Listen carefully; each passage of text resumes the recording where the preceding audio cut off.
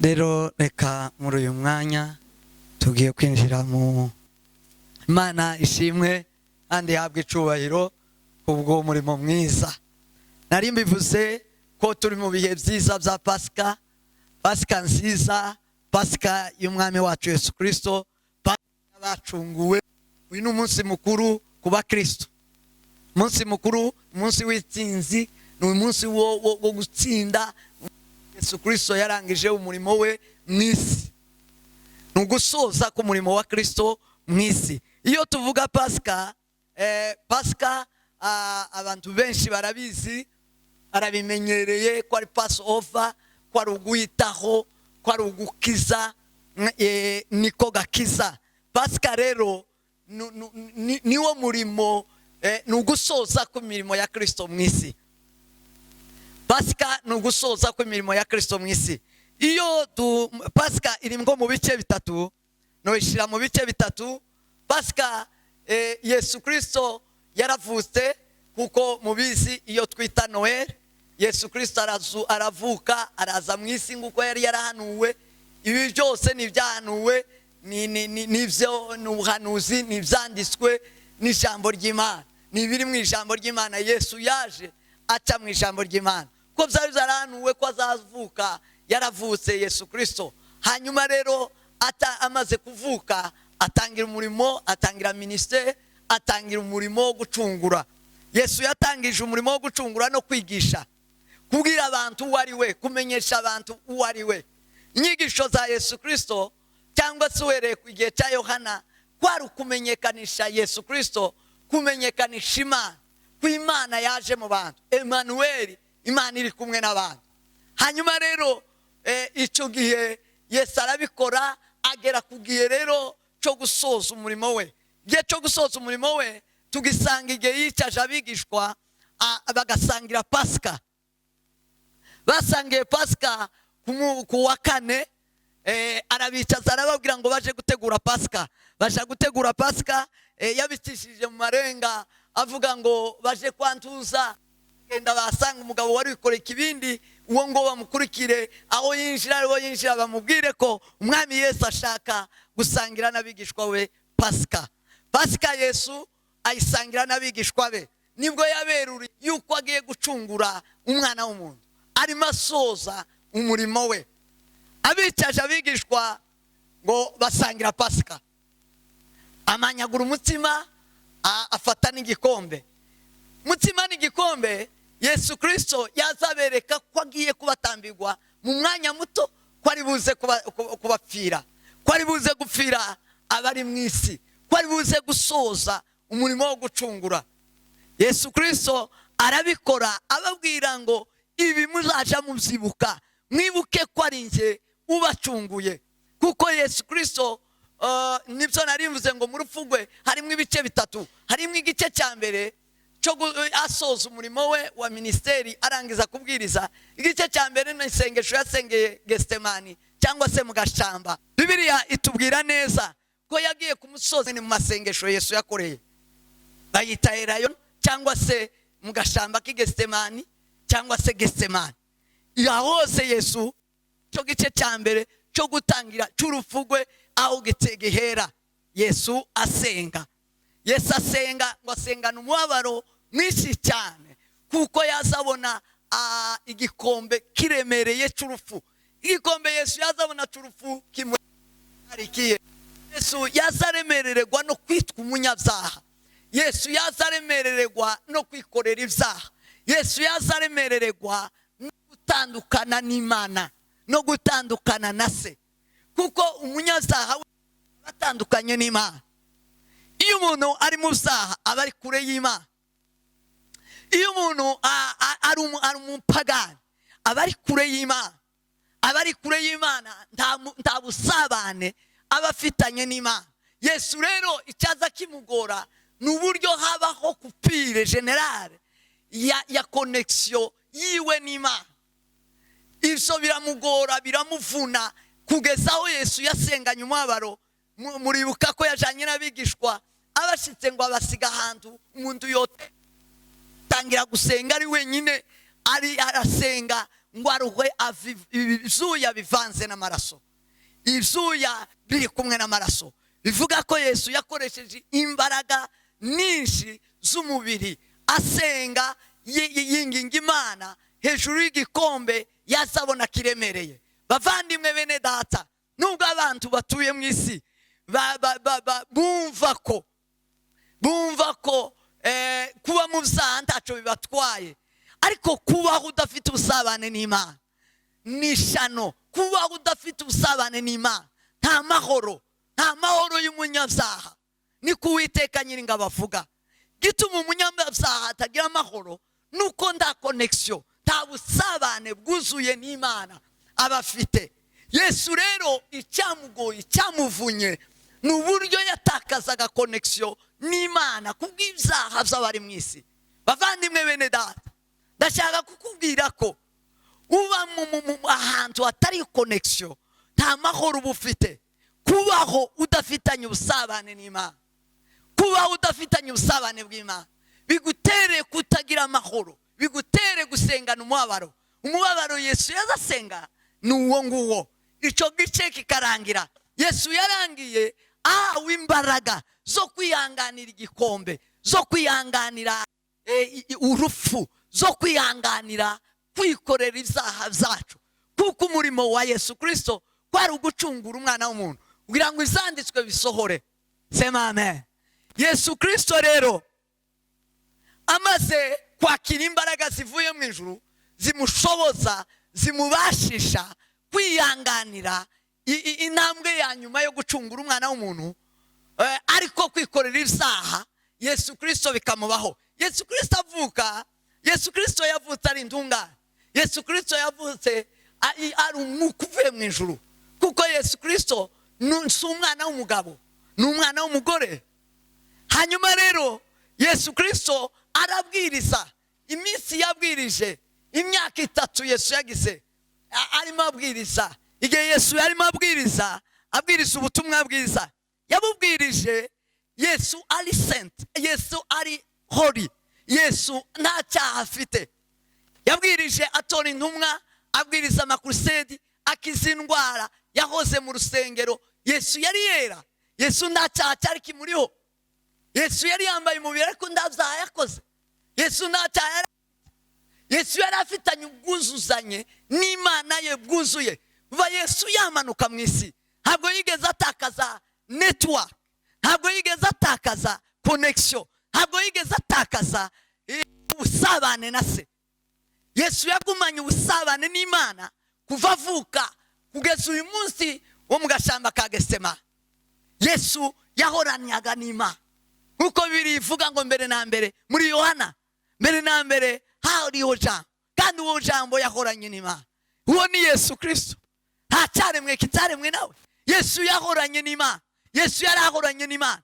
Rero hariho agace gatoya ko kugira ngo Yesu abe connected, abe connection itike, abe deconnected kuri Kristo kuma. Cyo nico cyamugoye, nico yasenganye umubabaro. Yesu amaze guhabwa imbaraga zivuye mu ijuru, ko biri tubwira ngo marayika yaramwiyeretse hamanuka imbaraga. Cyo gihe abonekegwa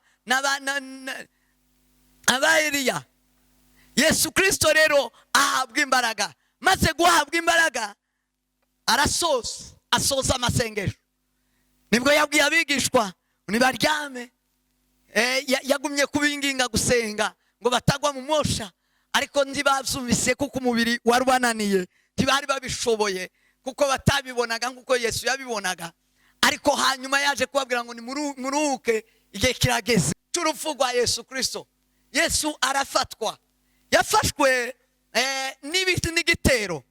Igitero tubisanga muri Matayo na Luka na Mariko, aho hose urabibona, ndetse na Yohana.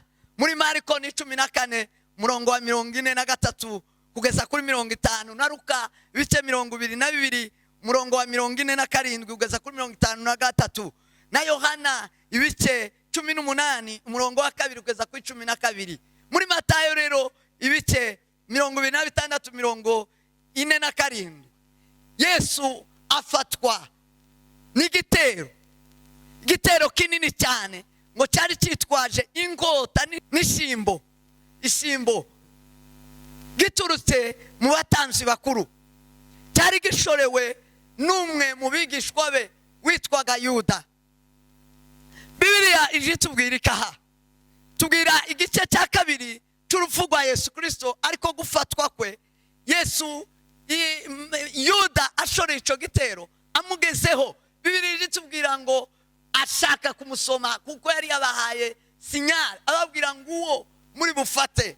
Yesu Kristo aramubwira ngo mugenzi wanje, kora ikikuzanye kuko si ukunsoma kw'amahoro. Kuko abigishwa baramukanyaga basomanye, baramukanyaga begeranye, baramukanyaga bahuje imisaya hamwe na Yesu. Yesu arafatwa, afashwe rero yafashwe nabi, akubitwa, agirirwa nabi n'abo ngabo bari baje kumufata. Bari bafite inkota ariko baza ari igitero kinini. Yesu arafatwa. Icyo ni igice cya kabiri kiwe cyo gufatwa, akubitwa, azira ibyaha byacu, azira twebwe. Yesu Bibiliya iravuga ngo, usomye muri Yesaya iravuga ngo 53 aravuga ngo intimba zacu niwe wazishizeho, yishizeho intimba zacu. Arakubitwa Yesu, Yesu arangwa, Yesu agirirwa nabi kubera twebwe, kubera ibyaha. Cyo ni igice cya kabiri cya Yesu Kristo akubitwa azira ibyaha. Igice cya gatatu ari nacyo shaka ko tuganira tukagisoserezaho, ni igice yajanwe mu rubanza rw'umwami wacu Yesu Kristo. Kuko ibi ngibi zabaye kuwa kane. Kwa gatanu rero Yesu Kristo arafatwa, arabambwa. Yesu Kristo mu ijoro ryo kuwa kane nibwo yajanye mu rukiko. Nibishaka kuvuga hejuru y'urupfu rwiwe, Yesu ashigwa mu rubanza. Kuko Yesu naho niho tumusanga mu rupfu rwiwe, n'igihe cyo mu gashamba ka Getsemani, no gufatwa kwe no mu rubanza. Yesu muri urwo rubanza niho yakiriwe ubwo gupfa, niho urupfu rwamufashe. Yesu Kristo niho tugiye kurangiriza tuhaganira gatoya, babwire hejuru y'urupfu rw'umwami wacu Yesu Kristo. Ejo tuzaganira hejuru yo kuzuka kwe. Ndashaka gusoma muri Matayo ibice 26 murongo wa 57 ndageza kuri 68. Biri iravuga ngo abafashe Yesu bamujanye kwa Kayafa umutambyi mukuru, ariho abanditsi n'abakuru bari bateraniye. Petero amukurikira arenga ahinguka, agera ku rugo rw'umutambyi mukuru, arujamo yicarana n'abagaragu ngo arebe amaherezo. Maze abatambyi bakuru n'abanyarukiko bose bashakaho Yesu ibirego by'ibinyoma ngo babone uko bamwica. Barabibura, nubwo haje abagabo b'ibinyoma benshi. Hanyuma haza ababiri, baravuga bati yabasha gusenya urusengero rw'Imana akagubaka mu minsi 3. Umutambyi mukuru arahaguruka aramubaza ati, ntiwiregura na gato ibyo aba bakureze? Yesu aricecekera. Umutambyi mukuru aramubwira ati, kurahiye Imana ihoraho, tubwire niba ari wowe Kristo umwana w'Imana. Yesu arabasubiza ati, wakabimenya, kandi ndababwira yuko hanyuma muzabona umwana w'umuntu yicaye iburyo bw'ubushobozi bw'Imana, aje mu bicu zo mu ijuru. Ahandi umuhaca akarongo. Yesu aramusubiza ati, wakabimenya, kandi ndababwira yuko hanyuma muzabona umwana w'umuntu yicaye iburyo bw'ubushobozi bw'Imana, aje ku bicu zo mu ijuru. Umutambyi mukuru abyumvise atyo ashishimura imyenda ye ati, arigereranyije, turacyashakira iki abagabo? Dore noneho mwiyumviye kwigereranya kwe. Muratekereza iki? Baramusubiza bati, akwiriye kwicwa. Nuko bamucira amacyandwe mu maso, bamukubita ibipfunsi, abandi bamukubita inshyi bati duhanurire Kristo, ninde ugukubise? Nakira ijambo ry'Imana. Iri jambo niryo nshaka kugira ngo dusome tuganire hejuru y'urupfu nari mvuze gatoya, ariho nza gusosereza. Tarariganira ari ijambo Yesu Kristo yavuze, yanditswe na Yohana ibice 2:9 ari naho shaka kugira ngo mwumve. Pasika y'Abayuda yenda gusohora, Yesu aja i Yerusalemu. Ageze mu rusengero asangamwo abatundira inka n'intama n'inuma n'abandi bicaye bavunja ifeza. Aboheshanya imigozi ayigira k'ikiboko, bose abirukana n'intama n'inka mu rusengero. Amena ifeza n'abaguraga inuma ati, nimukureho bino, mureke guhindura inzu ya data iguriro. Abigishwa be bibuka uko byanditswe ngo ishyaka ry'inzu yawe rirandya. Abayuda baramubaza bati, ubwo ugize utyo watwereka ikimenyetso ki? Yesu arabasubiza ati, nimusenya urusengero nanjye nzagubaka mu minsi 3. Amen. Aya niyo magambo shaka kugira ngo sozerezeho cyangwa inyigisho zo kuri Pasaka z'uyu mugoroba. Yesu nari mbabwiye uburyo Yesu yagiye urupfu rwiwe uburyo rugabuye, cyangwa se intambwe zo kurangiza umurimo we wo kuducungura, intambwe z'urupfu rwiwe. Yesu ageza ku ntambwe ya nyuma y'urubanza. Yesu yajanwe ashirwa Kayafa, umutambyi mukuru. Abakiriye Yesu, abishe Yesu ni abatambyi. Abakiriye Yesu urubanza ni abanyamadini, ni amadini. Amadini ntiyemera Yesu Kristo. Nimuyabona none atemera Yesu Kristo zabayeho kuva kera. Ko amadini tiyemera guhabwa ishurirwa. Madini tasaba mu mwuka, kandi Imana ni umwuka. Imana ni umwuka, n'abayisenga bakwiye kwisengera mu kuri no mwuka. Nakuvuze yibwira wa Musamariyakazi, yibwira Abayuda ndetse abwira n'abigishwa. Na wa Musamariyakazi yaramubwiye ngo iki gihe si igihe cyo gusengera ku misozi, ahubwo ni igihe cyo gusengera mu kuri no mu mwuka. Iyo turi mu mwuka tuba dutandukanye n'idini. Dini rero niritemera umwuka, niritemera impinduka, kuko umwuka uduha amakuru ya buri munsi ari mu mutima w'Imana, bitavuye mu ntekerezo z'abantu, bitavuye mu miryango, bitavuye mu bindi zose byino mu isi. Hanyuma rero aba batambyi bashinja Yesu, bafata Yesu bamugejeje ku mutambyi mukuru, bashaka rero ico Yesu icyaha ico bamuziza cyo mwicisha. Yesu bamuperereje, kuko Yesu yarababwiye umunsi bamufata, yabwiye cya gitero arakibwira ngo ese ko muranshakira iki? Munshakira n'igitero kingana gutya, munshakisha mufitiye inkota ndetse n'ubuhiri n'inkoni. Mwarambuze sinahoranye namwe mu rusengero, kubera iki mutamfasha? Ariko Yesu yaravuze ngo cyagiye ni mwari mufite, ubu niho mufite igihe. Iki nico gihe cya nuko Yesu yarababwiye abaza bamushaka impamvu, no bashaka impamvu barayibura, kuko Yesu yahoranaga nabo mu rusengero, bari bamuzi. Yesu yari umugire neza. Yesu yaje mu isi arayambika, abatari bambaye barambara. Yesu yaje mu isi abakene akenura, abari bakenye barahabwa, babasha gukira. Yesu yaje mu isi abari barwaye barakira, bakira indwara. Yesu yazuye abapfuye, Yesu yagaburiye abari bashonje. Yesu yahoranaga nabo abigisha iby'ijambo. Yesu yarabigishaga bakavuga ngo ubwenge buvahe, uyu muntu ufite ubwenge bungana gutya Yesu yari afite amagambo meza y'ubwenge yubaka buri muntu wese.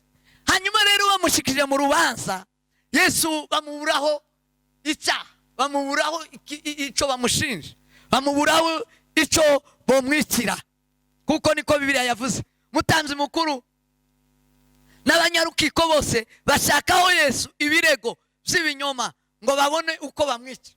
Yesu bamushakaho ibirego barabibura, batangira gushaka ibirego by'ibinyoma. Nibwo habonetse abagabo babiri ngo babasha kubesha, baravuga ngo Yesu uyu ikimwicisha ni uyu mugabo mu kanwa kiwe wenyine yaravuze ngo yosenya urusengero rw'Imana, ngo yosenya urusengero rw'Imana ngo akagubaka mu minsi 3. Icyo ngo kibaye ikibazo. Niyo narimbwiye ngo mbasomere ngo dusome muri Yohana hari. Yesu wenyine yari yarabivuze. Yesu yabibwiye abigishwa umunsi ishaka ry'inzu y'Imana rimurya, ababwira ko azasenya urusengero, ashobora kurusenya umunsi umwe ariko akagubaka ku minsi 3. Urusengero yogubaka iminsi 3 barusenya.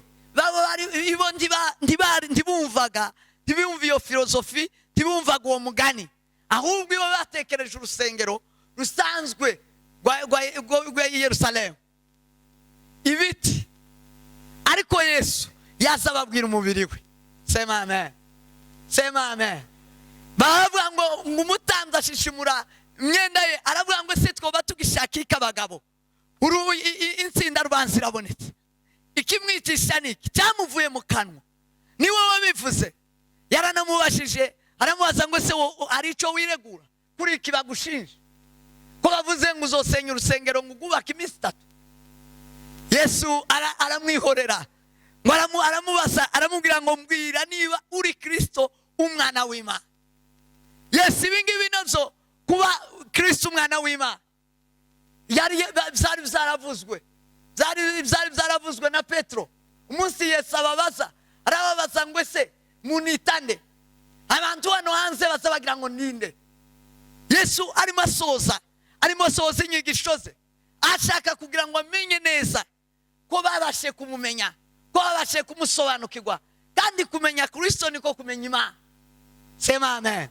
Niko kumenya Imana. Utazi Kristo ntazi Imana, utazi Kristo ntazi Imana, kuko Kristo hanyuma ngo baramubwira ngo uri Kristo. Petro niwe wabivuze, ngo uri Kristo umwana w'Imana ihoraho. Hanyuma rero umutambyi abajije, umutambyi mukuru amubajije, aramubaza ngo mbwiza ukuri, ndakurahira Imana ihoraho, tubwire niba ari wowe Kristo umwana w'Imana. Yesu yaramusubije aramubwira ngo wakabimenya. Yesu ndiyo kuyangana kuko ibyo ari se, wakabimenya. Kandi ndababwira yuko hanyuma muzabona umwana w'umuntu yicaye iburyo bw'ubushobozi bw'Imana. Yesu yaramubwiye amusubira, kandi yaramubwiye ngo uzosenya urusengero, aramubwira ngo ndababwiza ukuri, muzabona umwana w'umuntu. Arabwira ngo mwakabimenya ndi Kristo umwana. Yesu yarabisubije ibisubizo byombi, aramubwira ngo ndi Kristo umwana w'Imana. Arongera aramubwira ngo muzabona umwana w'umuntu yicaye ubushobozi bw'Imana, aje ngo no kubica zo mwijuru. Icya mbere azicara mu bushobozi bw'Imana, icya kabiri aje zo mwijuru. Aya magambo niyo nshaka kugira ngo nyavugeho gatoya sose. Yesu ibi yaravuze iki mu rupfu rwa Yesu Kristo? Muririmbyi umwe wo gushimisha yararimbye ngo yabambwe yarangije ibyo kuducungura. Sema amen. Amen. Sema amen. Amen. Yesu yabambwe yarangije ibyo kuducungura. Yesu yaze yuzuza ibyanditswe kuducungura. Umunsi yemera igikombe mugasha, Yesu yaza cyaha yarangije uburyo bwo kuducungura. Yasingiriye umwana w'umuntu, hari hasigaye gusa ngo abitangarize isi byakire. Ariko Yesu yari yarangije gucungura umwana w'umuntu. Yesu yarangije ate gucungura umwana w'umuntu ataragera ku musaraba. Yesu ataracika. Yesu ni gute yarangije ataracika? Yesu yarangije mu gihe ku musaraba, mu rubanza rwe rwa nyuma, yiswe umwana w'Imana ihoraho. Babimenye neza ko uyu babambye si umunyazaha. Uyu bagiye kwica ntabwo yakoze icyaha, nta rubanza rwamufashe. Uyu ni umwana w'Imana. Mu rubanza Yesu yari umwana w'Imana. Ibyaha yaza bitwara, ariko ari umwana w'Imana. Umwana w'Imana akaba ari ugaragara. Mwibuke no ku musaraba, umwami aje kwandika ngo yaranditse ngo uyu ni umwami w'Abayuda. Vuga ngo Yesu Kristo yari akiri Imana. Nicyo cyashimishije Kristo anezerwa ku musaraba, nuko bazamubwira ngo uri Kristo umwana w'Imana. Oh, ndacyari kumwe n'Imana. Sema amen. Sema amen. Yesu Kristo yabambwe yarangije kuducungura kuko yari Kristo umwana w'Imana. Mu rubanza, mu munota wa nyuma, mu kibazo cya nyuma, Yesu yabaye umunyabyaha, yabaye mu Kristo. Sema amen. Yesu yabaye Kristo. Mu rubanza rwa nyuma, mu kibazo cya nyuma, Yesu yari Kristo umwana w'Imana. Sema amen. Amen. Sema amen. Amen. Yesu yashoboye urupfu kubera ko ari Kristo umwana w'Imana. Icya kabiri, Yesu arababwira ngo ikindi arangiza ke umwana w'umuntu agiye kwicara mu bushobozi bw'Imana, agiye kwicara iburyo bw'Imana. Hari imbaraga z'Imana ziri mu muzuri, hari imbaraga z'Imana ziri mu mukure mu bafu. Yarababwiye ngo izo mwaza muvuga ngo mu minsi 3 n'umubiri wanje, n'umubiri wa Kristo. Isomye ikiriya gice, n'umubiri wa Kristo 21, n'umubiri wa Kristo yaravuze ngo umubiri wiwe uzafatwa, azakubitwa, azahambwa, azagira iminsi 3 azuke. Aravuga ngo umwana w'umuntu ni mu mwanya mutoya muraza kumubona mu bushobozi bw'Imana, mu mbaraga z'Imana. Iyo usoma Bibiliya iravuga ngo imbaraga z'Imana nizo zazuye Yesu Kristo mu bafu. Ubushobozi bw'Imana nibwo bwazuye Yesu Kristo mu bafu. Yesu Kristo yaratwitangiye agenda ari Kristo umwana w'Imana. Sema amen. Amen. Sema amen. Amen. Urupfu rw'umwami wacu Yesu Kristo rutandukanye n'impfu zindi, kuko impfu zindi zose umuntu arizira, umubiri urizira, umubiri wonyine niwo wizira. Ariko Yesu Kristo ntacyo yazazira, ntiyaza yizira. Yesu Kristo ntiyaza yizira, cyo gituma yagiye ari umwana w'Imana. Mu rupfu rwa Kristo Yesu, mu rupfu rw'umwana w'Imana, hari harimo ubushobozi bumuzura, hari harimo ubushobozi bumukura mu rupfu. Sema amen. Amen. Nicyo gituma Pawulo yavuze mu imbaraga zazuye Yesu Kristo ngo natwe zizatuzura mu bapfuye. Sema amen. Amen. Urupfu rw'umwami wacu Yesu Kristo igituma tugwishimira rurimo ubushobozi bwo kuzura abapfuye. Yesu Kristo yari arimo imbaraga zizura umuntu, zikura umuntu mu bubata bw'urupfu. Urupfu cyari icyaha, Yesu yari agiye kugikomesha akinyaga umwana w'umuntu. Umuntu wese uri muri Kristo Yesu arimo imbaraga, arimo ubushobozi. Nubwo yogera mu rupfu, imbaraga za Yesu, imbaraga z'Imana, ubushobozi bw'Imana buzamuzura mu bapfu. Sema amen. Amen. Amen. Aravuga ngo ni mu mwanya muto umwana w'umuntu araba yicaye mu bushobozi bw'Imana. Umwanya muto gusa umwana w'umuntu araba yicaye mu bushobozi bw'Imana. Mu rupfu rw'umwami wacu Yesu Kristo tukongera tugasangamo ikindi kintu cya gatatu kivuga ngo azaza ku bicu, azahagarara ku bicu. Sema amen. Amen. Sema amen. Amen. Azahagarara ku bicu. Yesu arababwira ngo aje ku bicu zo mu ijuru. Yesu azaza, azahagarara mu bicu. niko bibiri ivuga. Ubwo umwami wacu Yesu Kristo azagaruka, azavuza akamu k'abamarayika n'imbanda y'Imana ivuga ngo abatuye mu isi, abapfuye bazuke, n'abariho bahindurwe, ngo tumusanganire mu kirere. Sema amen. Tumusanganire mu kirere. Yesu yarababwira ngo ibi murimo mukora ni mu mwanya mutoya, ndi Kristo umwana w'Imana. Ico mukimenye. Icya kabiri, mu mwanya mutoya umwana w'umuntu araba yicaye mu bushobozi bw'Imana, arazuka mu minsi 3. Yesu Kristo arazuka. Nico yarasubije kijya baba muzisa, kijya bafashe nk'ingingo yo kumutsinda, nk'ikirego. Arababwira ngo mu mwanya mutoya iki mwafashe nk'ikirego, mu minota mikeya, mu minsi 3 gusa, umwana w'umuntu araba yicaye mu bushobozi bw'Imana. Cya gatatu arababwira amaherezo umwana w'umuntu azaza. Biriya iravuga ngo Yesu yarababwira ngo igisitaza ndikizabura kuza, ariko ishano kuzokizana ariho urubanza. Yesu yarababwiye urubanza, arababwira ngo nyuma y'ibi umwana w'umuntu azahagarara ku ijuru, umwana w'umuntu azaza, urubanza ruzokurikirana n'abica n'abakora ibibi byose. Sema amen. Amen. Sema amen. Amen.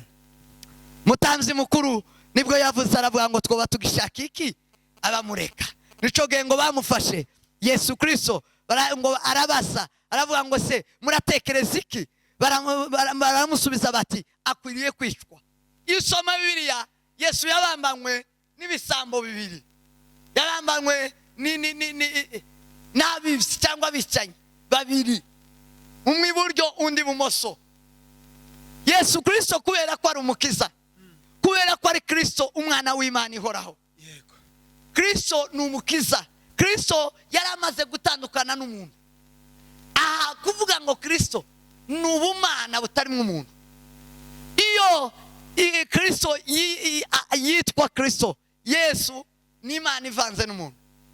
Kristo ni ubumana bwuzuye butarimo umuntu, umwana w'Imana ihoraho.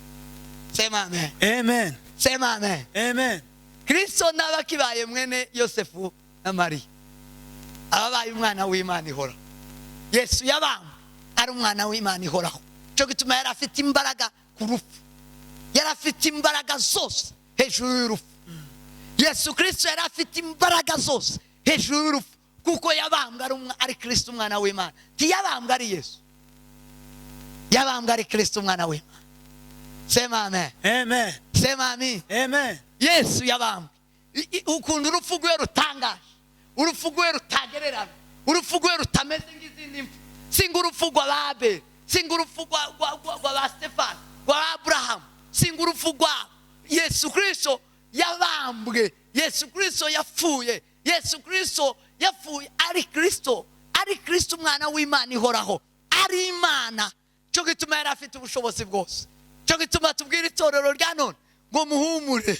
Sema amen. Amen. Sema amen. Amen. Muhumure, urupfu Yesu yaruhinduye ubusa, kuko yarubambwe rwamujanye ari Kristo. Amen. Amen. Arufiteho imbaraga zose n'ububasha bwose. Yesu Kristo ngo bamari bose bavugira icyarimwe ngo akwiye kubambwa. Cyo gituma yazabaza abayuda, arababaza ngo se kuko hagombaga kubamburwa, hagombaga kurekugwa. Iyo bafungaga abantu bakiriye ubwo gupfa, hagombaga kurekugwa. Baravuga ngo turekurire Baraba.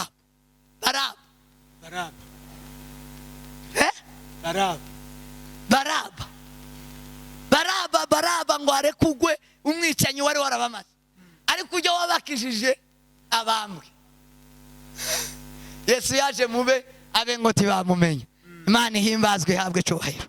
Sema amen. Amen. Kugira ngo natwe bitugereho, kugira ngo abanyamahanga nabo bamuhawe. Yesu yaje mube baramwirukana, baramwaraza, bituma Yesu Kristo anama isi, yakiri isi yose. Sema amen. Amen. Sema amen. Amen. Babohora Baraba, Yesu Kristo baramubamba, bamuhambana n'ibisambo bibiri. Bibiri iravuga ngo igisambo kimwe Yesu yazakiza, kubera ko yagiye ari Kristo. Kristo nagakiza, Kristo niko gakiza ku buzima bwacu. Yesu Kristo ni umukiza. Yesu yatangiye gukiza ku musaraba. Kristo akiza icyo gisambo. Hanyuma Yesu arakubitwa. Za kurangiza Yesu Kristo abambwe, bamaze kumukira urubanza rwo gupfa, Yesu arakubitwa, nibwo yabambwe. Yesu yabambiwe. Umusaraba wa Yesu Kristo uvuga iki ku buzima bwacu? Ndavuga mu ijambo rimwe kuko narabyigishe hano. Nigeze kubabwira hejuru y'umusaraba wa Kristo.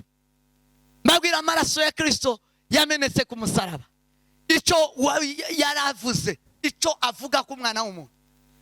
Kuko Kristo yaza yoza itorero, yaza afasha umuntu, yaza afasha umwakira wese. Umusaraba wa Kristo wari wo kudukuraho imivumo, wari wo kudukuraho ubukene, wari wo kudukuraho indwara, kwari ugukiza gusa. Yesu Kristo yabaye ku musaraba ariko akiza. Ku musaraba hakiriye igisambo, ku musaraba hakiriye umusirikare warupfuye ijisho. Amaraso ya Yesu Kristo yaza akiza gusa. Sema amen. Amen. Sema amen. Amen. Yarimo akiza gusa. Umusaraba we wari kukiza. Ingoni ziwe zazikubitwa. Yesu yakubiswe ataraba. Yesu yakubiswe ibifunsi, akigwa amacandwe, ararazwa. Kuko yaramaze guhinduka wese icyaha. Sema amen. Amen. Sema amen. Amen. Yesu yaramaze guhinduka icyaha. Icyaha kikazibiwa, gihabwa igihano. Kuko Bibiliya ivuga ngo impembo z'icyaha n'urupfu, ni ingoni nyinshi, n'ugukubitwa, n'ukubabazwa. Yesu yarababaye, ababazwa, icyaha cyaza kibabazwa. Yesu arimo ariha umwenda w'icyaha. Umwenda w'icyaha Yesu yakuruhiye. Ni ingoni yakubiswe n'ibifunsi, no gucirwa amacandwe, no kwambuga ubusa. Sema amen. Amen. Kuko icyaha gishishimura umuntu, kimumaraho agaciro. Yesu Kristo yaza duhesha agaciro. Yesu Kristo yemeye gutanga umubiri we kugira ngo abashe kuba incungu yacu. Ibyaha byacu byari gukubitwa, byari kurihwa, akudubabaye. Yesu Kristo aremera, aravuga ngo arababazwa ku bwacu. Sema amen. Amen. Sema amen. Amen. Yesu aducungura mu byaha kubw'inkoni ze. Inkoni ze nizo zadukishije. Sema amen. Amen. Sema amen. Amen. Inkoni ze nizo zidukiza. Umujinya, iyo umuntu akoze ibyaha, uruzorebe niyo umuntu agukoshereje, uhita ugira umujinya wo kumva ko uwo muhana, wo kumva ko uwo mukubita, ko uwo mwica. Zo ni ingaruka z'icyaha. Icyaha iteka nico gukubitwa, nico guhanwa, nico kwicwa. Sema amen. Amen. Sema amen. Amen. Umunyabyaha ntiyemegwa ko agomba kubaho. Cyo gituma mu nzandiko mu mategeko ya Mose zari bivuga ngo ntimukareke umurozikazi abaho, ntimukareke umunyabyaha abaho. Umunyabyaha ntakwiye kubaho, kuko ibihembo by'ibyaha ni urupfu, ni ukutabaho. Iyo turi mu byaha tuba turi mu rupfu, nta kubaho tuba dufite. Yesu rero icyo yakoze mu rupfu rwe, urupfu rwa Yesu Kristo ruravuga ngo aduhaye kubaho. Yego. Atugarurira kubaho. Yego. Yesu yatanze ikiguzi cyo gupfa cy'ibyaha byacu. Atanga umubiri we, urakubitwa, urishwa, uzira icyaha. Yesu Kristo kugira ngo adusingirize ubumana bwe, adusingirize kubaho, kuko Imana nihoraho. Yego. Sema amen. Amen. Yesu Kristo ku musaraba yari Kristo gusa, yari Imana. Kandi Imana niyo ibaho iteka. Imana niyo yemerewe kubaho iteka. Sema amen. Amen. Sema amen. Amen. Mana ihita iduheza kubaho muri Kristo Yesu. Mu rupfu rw'umwami wacu Yesu Kristo tuwakuramo ibi bintu sosa. Nari mvuze. Tuwakuramo ikintu cya mbere, yuko Kristo yabambwe ari Kristo. Yabambwe ari Imana, afite ububasha bwose hejuru y'urupfu. Nico gituma bari muri Kristo bafite imbaraga hejuru y'urupfu. Nubwo asinziriye, nico gituma Bibiliya izibyita ko ari urupfu. Barasinziriye. Abapfa bapfira mu Mwami, bose barasinziriye kuko bari mu imbaraga za Kristo, bari mu imbaraga, bari mu bushobozi. Ni Kristo, ni ubumana, ni imbaraga z'ubumana. Baryamanye mu kuzimu, baryamanye mu mukungugu, basinziranye mu mukungugu. Ni umwanya mutoya bakabasha kubyuka bakaba iburyo bw'Imana isumba zose. Sema amen. Amen. Sema amen. Amen. Aho urupfu rwa Yesu Kristo rutandukanye n'izindi, ni imbaraga zirura, imbaraga zibyutsa, imbaraga zikangura, imbaraga zimenagura ibituro. Sema amen. Amen. Sema amen. Imbaraga z'ubumana, izo ni imbaraga Yesu yabambwe ari Kristo, umwana w'Imana ihoraho. Urupfu rwa Yesu Kristo tuhasanga kandi Imana, tuhasanga kugaruka k'umwami wacu Yesu Kristo. Sigaranye isezerano rimwe gusa ryo kugaruka kwe, rimwe ryonyine gusa kugaruka kwe. Mu rupfu rwa Yesu Kristo niho tuzatubona kugaruka k'umwami wacu. Sema amen. Amen. Yesu azaza. Kubera iki Yesu azaza? Kubera iki dufite ubushizi bw'amanga? Kubera iki dufite ibyiringiro bifite ubugingo, bufite ubuzima ko Yesu azaza? Nuko yazutse. Sema amen. Amen. Niko yababwiye nk'uko mubonye agiye, niko azongera kugaruka. Yesu yarababwiye, arababwira ngo musifadhaike mioyoni mwenu, timwihagarike imitima yanyu, mwizere Imana naje munyizere. Mu rugo rwa Data hariyo amazu menshi, iyo batarahari mbabwiye ngiye kubategurira aho nzoba ndi, niyo namwe muzagaruka mbashaka. Sema amen. Amen. Yesu yabivuze avuye mu rupfu. Yesu mu rupfu rwiwe tubonamwo kugaruka kwe, kubera imbaraga z'Imana zamuzuye mu bapfuye zikamwicaza iburyo bw'Imana. Izo nizo mbaraga, uko niko kuzagaruka k'umwana w'umuntu cyangwa se kwa Kristo kuzogenda. Hari imbaraga zizaza gutora aba bose basinzirira muri ubu butaka. Sema amen. Amen. Nubwo turi muri uyu mubiri usa n'umunyentege nke, ariko uryamye mu imbaraga z'urupfu rwa Yesu Kristo. Sema amen. Amen. Uryamyemo imbaraga z'urupfu rwa Kristo. Urupfu rwa Kristo ni imbaraga zizura umuntu. Icya gatatu nuko hari ukubaho. Yesu Kristo yamazeho gupfa. Mu rupfu rwiwe yaraje gukinga irembo ry'urupfu, yaraje kuruhindura ubusa, yaraje kuruhihemuza, yaruhemuye ku mugaragaro. Sema amen. Amen. Sema amen. Amen. Yabihemuye ku mugaragaro, yaruhemuye ku mugaragaro. Yesu Kristo aravuga ngo nimubeho. Twari twaratandukanyijwe n'Imana kubw'ibyaha, ariko umunsi Yesu yakikanye ngo paziya ikikamwa ku kabiri, urugabano rwari rutugabanyije rutatwemereraga ko twinjira ku Mana, rwahise rucikamye twinjirira mu rupfu rwa Yesu Kristo dusanga Imana. Sema amen. Amen. Sema amen. Amen. Mu rupfu rw'umwami wacu Yesu Kristo yarakikanye guya, itorero ryama risanga Imana, itorero abera basanga Imana. Sema amen. Amen. Mu rupfu rwa Yesu Kristo tuhasanga kubaho kwiteka, tuhasangaho gusanga Imana. Paziya ikikamwo icyari kitwimiriye kikugwaho, twinjirira mu rupfu rwa Yesu. Amaraso ya Yesu Kristo aratwinjiza ku Mana, tubana n'Imana. Paziya yacitsemwo babireba, abantu bose baratanga, yakuweho babireba. Yesu akikana mu rupfu rwa Yesu Kristo ikugwaho, ijuru riruguruka, n'ubu ijuru rirugurutse kuri twebwe. Sema amen. Amen. Sema amen. Amen. Ubu twinjira ku Mana, tugera ahera n'ahatuye ubumana, n'ahariho Imana, n'ahariho intebe y'Imana. Mu rupfu rw'umwami wacu Yesu Kristo twemerewe kwinjira mu ijuru mu bwami bwacu. Sema amen. Amen. Ijuru ni ryacu.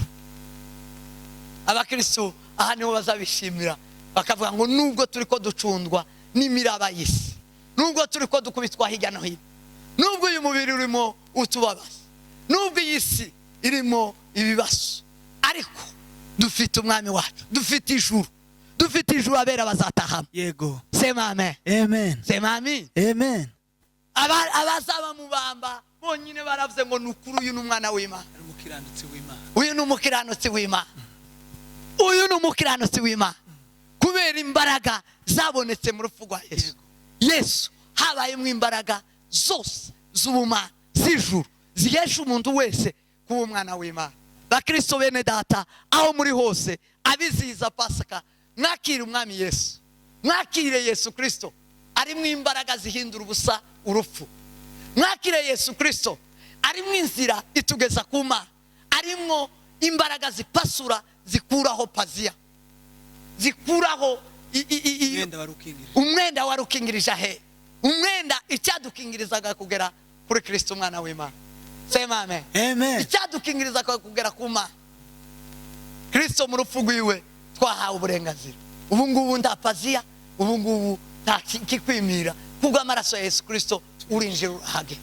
Sema amen. Amen. Kubwo urupfu rw'umwami wacu Yesu Kristo turahage. Mwakire urupfu rw'umwami wacu Yesu Kristo, mwakire Pasika nziza, mugire Pasika nziza, muyishimire. Muri Pasika mubashe kubona mwo imbaraga zo mu Mana, mubona imbaraga za Kristo. Muri Pasika mubashe kubona kugaruka k'umwami wacu Yesu Kristo. Muri Pasika mubashe kubona ibyishimo n'umunezero by'itorero ry'Imana, zabera b'Imana bicaranye n'Imana isumba byose. Sema amen. Amen. Babashije guhabwa kubaho kwiteka ryose. Mwakira ijambo ry'Imana, Imana ibaha umugisha, Imana ibagire neza. Murakoze cyane.